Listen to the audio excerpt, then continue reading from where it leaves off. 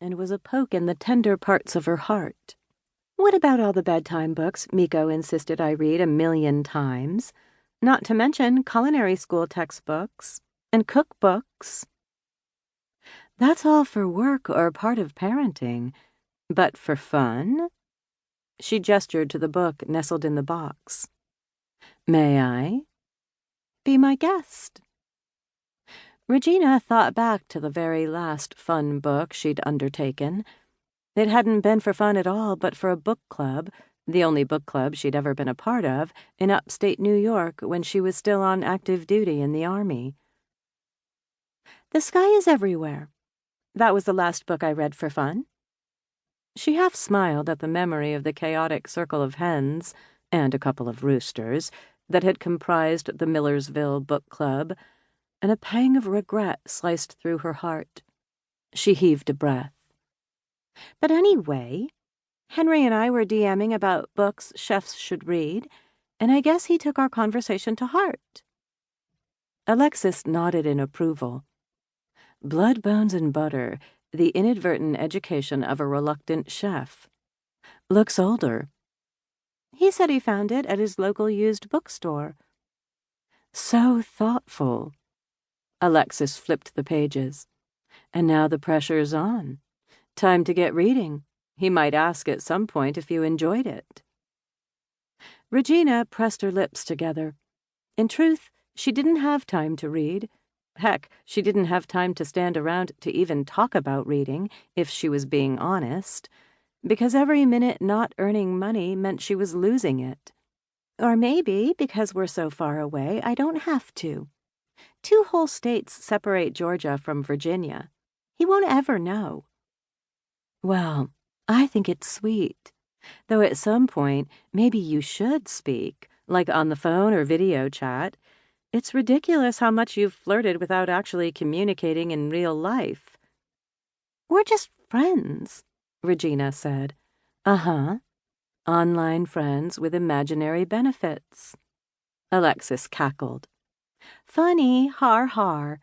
She pretend flipped an imaginary shirt collar.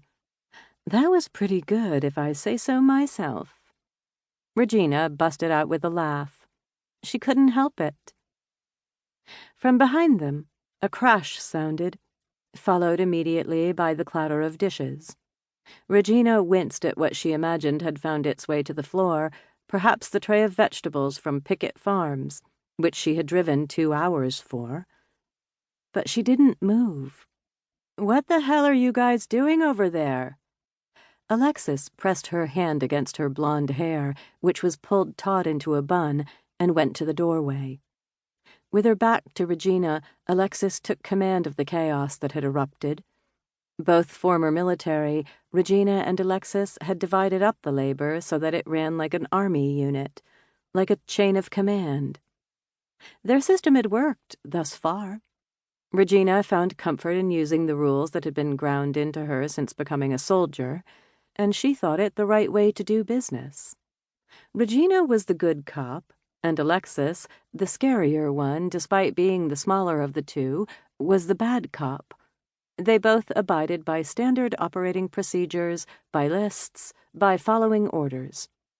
Finally, she and Alexis believed in bluff, bottom line up front, with the overall business mission taking precedence over feelings and emotions. All truly the Army way, despite Regina having left the Army more than 7 years ago. When Alexis turned back to her, she said, Okay, back to our business. As I was saying, I'm stepping out for about an hour. Are you due anywhere? Nope. I'm here all afternoon. Great, because... Alexis's shoulders slumped. We need to do another monthly roundup. She gestured toward the local Boy Scout troop calendar on the wall, open to the month of March. The picture was of 2 scouts whittling down pieces of wood. One of these scouts, fair-skinned and freckled but with dark brown eyes and hair, was Regina's son, Miko. Regina dropped her eyes, and the last bit of warmth she'd felt from her receiving the package shriveled up. The talk of business finance.